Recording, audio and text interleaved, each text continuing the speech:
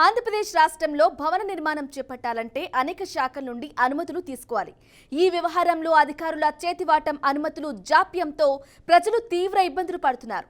దీన్ని దృష్టిలో ఉంచుకొని ఆలస్యం లేకుండా అవినీతికి తావు లేకుండా భవన నిర్మాణంకు సంబంధించి అన్ని అనుమతులు ఒకేసారి లభించేలా రాష్ట్ర ప్రభుత్వం నూతన పాలసీ తీసుకొచ్చింది. ఈ నూతన పాలసీ ఏ విధంగా ఉండబోతుంది? నెల్లూరు నగరంలో ఎవరైనా అక్రమ నిర్మాణాలు చేపడితే చర్యలు తప్పవంటున్నారు నగర కమిషనర్ సూర్యతేజ. నగరాన్ని స్మార్ట్ సిటీగా మార్చాలంటే ప్రజలు కూడా సహకరించాలంటున్నారు. అక్రమ నిర్మాణాలు చేపట్టకుండా సకాలంలో పన్నులు చెల్లించి నెల్లూరు నగర అభివృద్ధిలో భాగస్వాములు కావాలని అంటున్న కమిషనర్ సూర్యతేజతో మా ప్రతినిధి Sagar Reddy face to face. ఆంధ్రప్రదేశ్లో నిర్మాణాలకు అనుకూలంగా రాష్ట్ర మున్సిపల్ శాఖ మంత్రి డాక్టర్ పొంగూరు నారాయణ అనేక రాష్ట్రాల్లో అధ్యయనం చేసి ఒక కొత్త నూతన పాలసీని తీసుకొచ్చారు. ఎందుకంటే గతంలో ఏదైనా ఒక నిర్మాణం చేయాలంటే అనేక రకాలైన అనుమతులు కావాలి. ఈ అనుమతులు ఒక్కో టేబుల్ మీద అనేక రోజులు ఆగిపోయాయి. అలాగే విపరీతమైన అవినీతి జరుగుతుందానికి అవకాశం ఉందనే విషయంతో వాటన్నిటిని కూడా సానుకూలంగా అన్నిటి మీద అధ్యయనం చేసినాక 15 మీటర్ల వరకు ఎటువంటి అనుమతులు అవసరం లేదు. ఒకే సింగిల్ అనుమతుల కింద, అంటే మిగతా అన్ని టేబుల్స్కి లేకుండా ఒకే టేబుల్ కింద ఒక సపరేట్ అయిన చాలా మార్పులు తీసుకొచ్చారు. ఆ మార్పులు ఎటువంటి మార్పులు తీసుకొచ్చారు, ఏ విధంగా అనుమతులు రాబోతున్నాయనే విషయాలు తెలుసుకునేందుకు మనతో మాట్లాడడానికి నెల్లూరు నగర కమిషనర్ ఉన్నారు, ఐఏఎస్. సార్తో సూర్యతేజ సార్తో మాట్లాడి తెలుసుకుందాం. సార్ చెప్పండి, ఈ మధ్య కొత్తగా ఒక నూతన పాలసీ తీసుకొచ్చే కన్స్ట్రక్షన్ సంబంధించి అది ఏ విధంగా ఉండబోతుంది, దాంట్లో రూల్స్ అండ్ రెగ్యులేషన్స్ ఏ విధంగా ఉండబోతున్నాయి? సాధారణంగా ఎవరైనా బిల్డింగ్ ప్లాన్కి అప్లై చేసినప్పుడు లైసెన్స్ టెక్నికల్ పర్సన్ ఎల్టీపీ ఎవరైతే ఉంటారో వాళ్ళు ఒక ప్లాన్ని అప్లోడ్ చేయటం, అది మన WPRS లాగిన్ నుంచి కానీ వివిధ దశల్లో ఏసీపీ కానీ డీసీపీ కానీ సిపి కానీ వాళ్ళ ఏరియా సైజు దీన్ని బట్టి, ఆ ప్లాట్ సైజ్ని బట్టి కూడా మనకి కొన్ని కార్పొరేషన్కి, కొన్ని అర్బన్ డెవలప్మెంట్ అథారిటీకి ఇలా వెళ్ళటం జరుగుతుంది.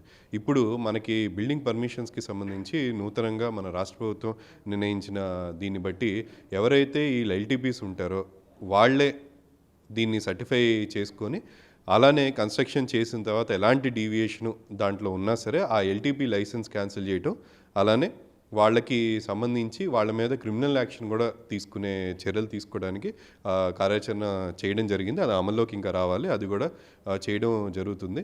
అలానే మనకి ఏవైతే ఇప్పుడు కన్స్ట్రక్షన్లో బిల్డింగ్స్ ఇవన్నీ కూడా ఉన్నాయో అందరూ కూడా ఏ డీవియేషన్ లేకుండా కట్టుకోవాల్సిన అవసరం ఇది ఉంది. ఎక్స్ట్రా ఫ్లోర్కి సంబంధించి కానీ ఏమున్నా సో ఖచ్చితంగా ఆ నగరపాలక సంస్థ నెల్లూరులో కూడా మనం అవన్నీ ఇంప్లిమెంట్ చేయడం జరుగుతుంది. POCO నోటీసెస్ కూడా ఆన్లైన్లో జారీ చేయడం జరుగుతుంది, ఛార్జ్ షీట్స్ కూడా ఫైల్ చేయడం జరుగుతుంది. కాబట్టి ఏదైతే డీవియేషన్ లేకుండా అప్రూవ్డ్ బిల్డింగ్ ప్లాన్ బట్టి కట్టుకోవాలని కోరుకుంటున్నాం. సార్, ముఖ్యంగా మీరు నగర కమిషనర్గా ఇప్పటికే నెల్లూరు నగరంలో ఆకస్మిక తనిఖీలు చేశారు. మీ దృష్టికి అసలు ఎటువంటి అనుమతులు లేకుండా అట్లీస్ట్ చివరికి అతి ముఖ్యమైన ఓసీ ఆక్యుపెన్సీ సర్టిఫికేట్ లేకుండా ఒక హాస్పిటల్ కూడా రన్ చేసిన పరిస్థితి గమనించి ఈ డీవియేషన్స్ మీద ఎటువంటి చర్యలు తీసుకోబోతున్నారు, మీ ప్రణాళికలు ఏంటి? సాధారణంగా ఏవైతే బిల్డింగ్ కన్స్ట్రక్షన్ స్టార్ట్ చేసే ముందే ఈ ప్లాన్ అప్రూవల్ తీసుకోవడం ఇది అనేది చేయాల్సిన అవసరం ఉంది. కానీ ఇన్స్పెక్షన్ చేసిన ఈరోజు మార్నింగ్ కూడా నేను 3 బిల్డింగ్స్ చూడటం జరిగింది. ఏవైతే కనీసం ప్లాన్ ఇప్పుడు అప్రూవల్ కన్స్ట్రక్షన్ చేసేసిన తర్వాత అప్రూవల్ చేసే కొన్ని కేసెస్ చూస్తున్నాం. అలానే మీరు అన్నట్టు కొన్ని దగ్గర ఓసీ ఆక్యుపెన్సీ సర్టిఫికేట్ ఇవ్వకుండా ఒక 6-7 నెలల నుంచి రన్ చేస్తున్న బిల్డింగ్స్ కూడా ఇవి ఉన్నాయి. ఖచ్చితంగా వాటిని టాలరేట్ చేసే పరిస్థితి లేదు. ఆఫీషియల్స్ మీద కూడా యాక్షన్ తీసుకోవడానికి ఆల్రెడీ చేయడం జరిగింది. అలానే ఇప్పుడు ఎవరైతే ఓనర్స్ ఉన్నారో వాళ్ళ మీద కూడా ఛార్జ్ షీట్స్ కూడా మనం ఫైల్ చేయడం జరుగుతుంది. సో ఖచ్చితంగా కఠినమైన యాక్షన్స్ ఉంటాయి. అందుకని దయచేసి ఎవరు కూడా డీవియేషన్ చేసేసి దాని తర్వాత అది అలా కంటిన్యూ చేసుకోవాలన్న ఉద్దేశంతో ఉండకండి, నష్టపోతారు. సో అందుకని ఖచ్చితంగా ముందు ఏవైతే మనకి పార్కింగ్ ఇవన్నీ ఎందుకు ఉన్నాయి నిబంధనలు అంటే ఇప్పుడు పార్కింగ్ సమస్య తలెత్తుంది. రోడ్డుకి మీరు ముందు ఫ్రంట్ సెట్ బ్యాక్ ఇవ్వకపోతే రోడ్డు మీదకి బిల్డింగ్ వచ్చేస్తుంది. అదే సిల్త్ ఫ్లోర్ కింద ఉన్నది మీరు పార్కింగ్కి వదలకపోతే చాలా ఇది పెద్ద కమర్షియల్ కాంప్లెక్స్లు కూడా పార్కింగ్ లేకుండా పెట్టేస్తున్నారు. సో అది రోడ్డు మీద కంజెషన్కి లీడ్ అవుతుంది, ప్రజలకు ఇబ్బంది కలుగుతుంది. రేపు వర్షాలు వచ్చినప్పుడు కూడా ఇబ్బంది వస్తుంది. అలానే చాలా బిల్డింగ్స్లో మనం అబ్జర్వ్ చేసిన దాంట్లో కింద గ్రౌండ్ ఫ్లోర్ పార్కింగ్కి అనుమతి లేకపోయినా సరే గ్రౌండ్ ఫ్లోర్ పార్కింగ్ పెట్టేస్తూ ఉన్నారు. కొన్నిసార్లు అలా పెట్టినప్పుడు కూడా ఇబ్బంది ఇదవుతుంది. సో డీవియేషన్ కింద ఎక్స్ట్రా ఫ్లోర్స్ కట్టేస్తున్నారు.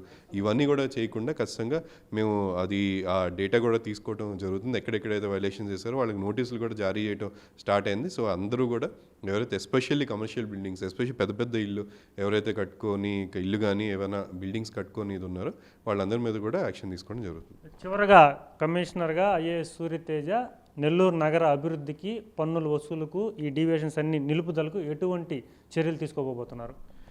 ఖచ్చితంగా అండి. యాజ్ పర్ రూల్ ఏవైతే మనం ప్రతి ఒక్కళ్ళు వాళ్ళ బాధ్యతని నిర్వర్తించాలో అందరూ కూడా నిర్వర్తించాలని కోరుకుంటున్నాం. అది కూడా వాళ్ళకి తెలియజేయడానికి వాళ్ళందరికీ కూడా తెలియజేసే విధంగానే వెళ్తున్నాం. మన స్టాఫ్ కానీ అలానే ప్రసార మాధ్యమాల ద్వారా కానీ పత్రికల ద్వారా కానీ ఏమున్నా సరే వాళ్ళకి తెలియజేసేలాగానే వెళ్తున్నాం. సో ఖచ్చితంగా అందరి సమిష్టి కృషి ఉంటేనే నగరాభివృద్ధి సాధ్యం. అలానే కొందరే ఇబ్బంది పడి పనులు కట్టడం కాకుండా అందరూ వాళ్ళ కాంట్రిబ్యూషన్లు ఎక్కువ, పెద్ద పెద్ద బిల్డింగ్ అయితే ఎక్కువ ట్యాక్స్ ఉంటుంది, చిన్న బిల్డింగ్ అయితే చాలా తక్కువ ట్యాక్స్ ఉంటుంది. సో అవన్నీ కూడా వాళ్ళు పే చేయాలని చెప్పి ఇంకొకసారి విజ్ఞప్తి చేస్తున్నాం. Thank you. ప్రతి ఒక్కరూ నగరంలో ఎవరైనా సరే కన్స్ట్రక్షన్ చేయాలన్నా కూడా, అలాగే ఆల్రెడీ కన్స్ట్రక్షన్ చేసుకున్న ప్రజలందరూ కూడా తమ వంతు బాధ్యతగా నెల్లూరు నగరం అభివృద్ధి చెందాలంటే అందరూ సకాలంలో పన్నులు చేయండి, బాధ్యతగా మెలగండి. ఎందుకంటే పట్టణ అభివృద్ధితో పాటు ప్రజలందరూ కూడా సౌకర్యంగా ఉండాలంటే ఏదైతే పట్టణ నిబంధనలందరూ పాటించండి. ఈ నిబంధనలు పాటిస్తే ఎటువంటి ట్రాఫిక్ ఇబ్బంది ఉండదు. అలాగే వర్షాల సమయంలో కూడా ప్రజలందరూ ఇబ్బంది లేకుండా నెల్లూరు నగరం స్మార్ట్ సిటీగా అభివృద్ధి చేయాలంటే మీరందరూ కూడా చాలా బాధ్యతగా వ్యవహరించాలని చెప్పి నెల్లూరు నగర కమిషనర్ సూర్యతేజ చెబుతున్నమాట.